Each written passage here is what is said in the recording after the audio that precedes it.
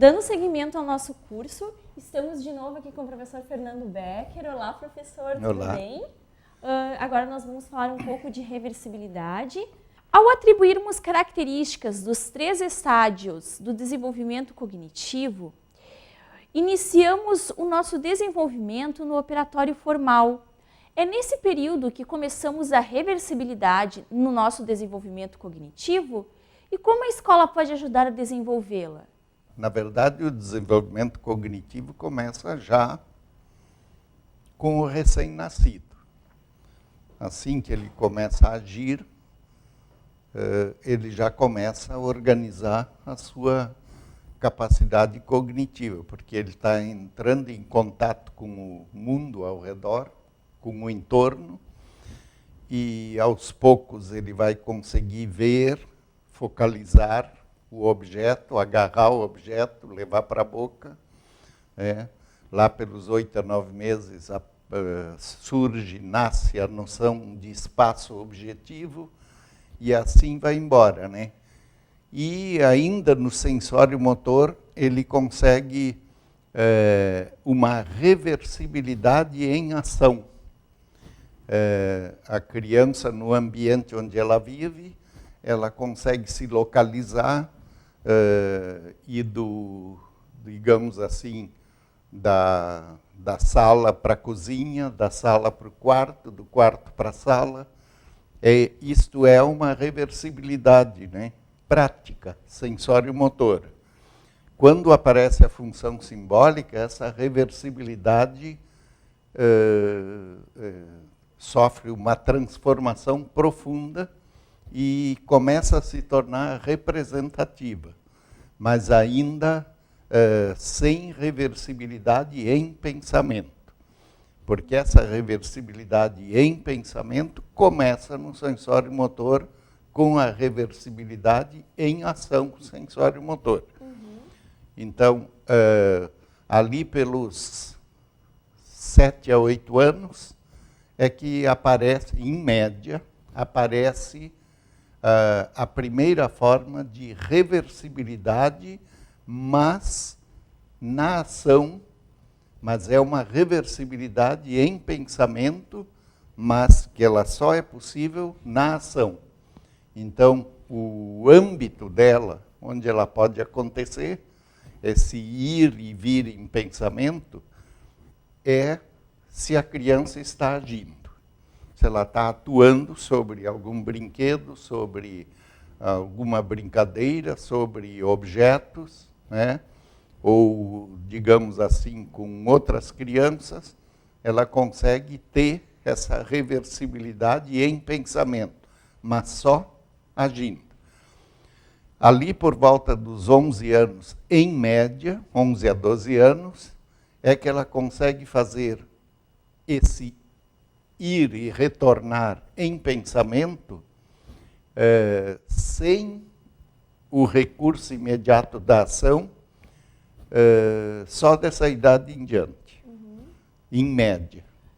Quando ela é menor, no período simbólico, então ela precisa da atuação dos objetos concretos, digamos assim, para conseguir fazer a reversibilidade. Sim, a reversibilidade, como eu lembrei, ela já começa a existir apenas na ação sensório-motora no período sensório-motor. Com o aparecimento da função simbólica, ela se expande no plano representativo, mas a reversibilidade praticamente não existe em pensamento. Ela vai demorar muito tempo para acontecer, em média pelos 7 anos, mas na ação da criança. Ela consegue ir e vir em pensamento, mas agindo sobre o meio. Isso. E só lá pelos 11 a 12 anos é que ela consegue fazer, operar reversivelmente apenas em pensamento. de uma maneira mais abstrata. Sim, chama-se abstrato. Na verdade, é formal, é um pensamento formal. Sim. Porque abstrato é toda forma de conhecimento. Nós conhecemos, o Piaget fala disso, a criança sensório-motora faz abstração empírica e lá pelo final do sensório-motor já faz a abstração reflexionante. Então, o pensamento se opera por abstrações. E a abstração redunda sempre em construção de coisa nova, de capacidade nova de pensamento, de conhecimento e, posteriormente, de pensamento. Mas a reversibilidade propriamente dita, apenas em pensamento, só no período operatório formal. O Piaget reserva a palavra formal em vez de abstrato, porque abstrato é todo conhecimento. Nenhum conhecimento digamos assim, representação direta do objeto. Não. O conhecimento é sempre resultante de construção. E para isso o sujeito precisa abstrair qualidades dos objetos ou das suas ações para produzir algum conhecimento. E por isso, o período operatório formal. Ali é que a reversibilidade se completa sem precisar da ação imediata. E isso coincide com a entrada na adolescência. Ou seja, o adolescente é capaz de reversibilidade em pensamento. Isso significa que ele se torna capaz de debruçar-se sobre o passado, vislumbrar futuro e jogar com essas duas dimensões, ou com essas três, de presente, passado e futuro. E por isso ele se torna capaz de formular hipótese. Se não há reversibilidade apenas em pensamento, não há possibilidade de formular hipóteses. Não há possibilidade de fazer teoria. Não há possibilidade de planejar. E essas características são típicas do pensamento adolescente. Na base de tudo isso está a capacidade de reversibilidade, que é uma capacidade de ir e vir em pensamento. Dando um exemplo muito simples, você afirma alguma coisa. Nós estamos nesta sala. Eu posso anular esta afirmação em pensamento, sem fazer outra coisa, apenas em pensamento. Nós não estamos nesta sala. Então, essa capacidade de ir e vir em pensamento, sem precisar da ação imediata sobre o entorno, é a capacidade de reversibilidade completa. E é esta que possibilita o adolescente entrar na vida adulta. E entrar na vida adulta, conhecer conhecimento científico, conhecer filosofia, teoria sociológica, e assim por diante. Ou seja, ele se torna capaz de operar. Essa é a capacidade que caracteriza o pensamento, digamos assim, no topo dessa evolução dos 14, 15 anos. Se a escola, de fato, estava adaptada à capacidade da criança de operar a reversibilidade em ação, ou seja, promovendo atividades, não simplesmente trabalhando com aula expositiva, né? Essa criança evoluiu cognitivamente e chegou a essa capacidade de reversibilidade completa. Ou seja, uma compensação completa entre o pensamento que afirma e o que nega, o que vai e o que volta, né? A ponto de que, digamos assim, o resultado é zero. O retorno anula completamente a ida. esta capacidade de reversibilidade completa pode ser exercitado. E como?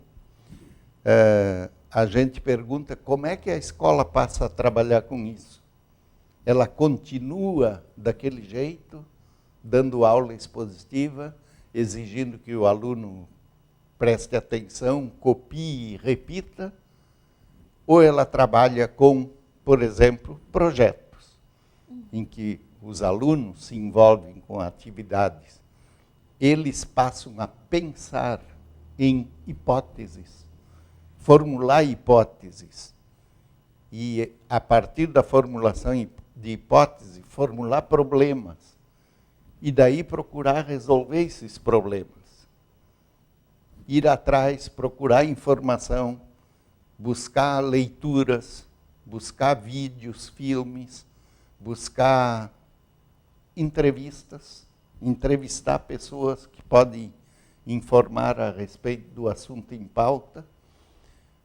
Ou seja, o aluno precisa se envolver em atividades nas quais ele pode exercer essa capacidade operatória, essa capacidade ativa, mas que não é mais uma atividade puramente externa, é uma atividade interiorizada, que ele consegue operar, significa isso.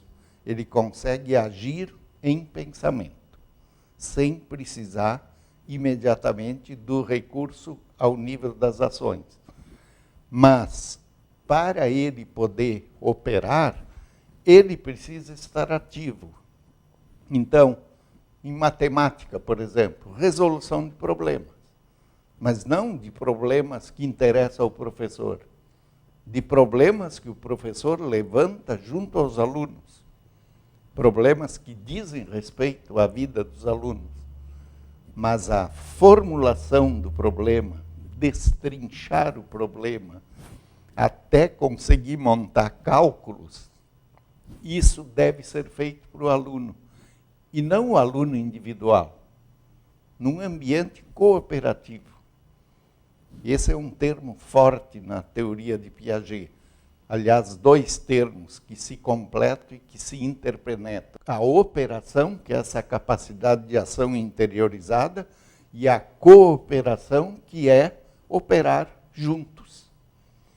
Aí sim, a escola está cumprindo um papel fundamental, que é promover a capacidade de pensar.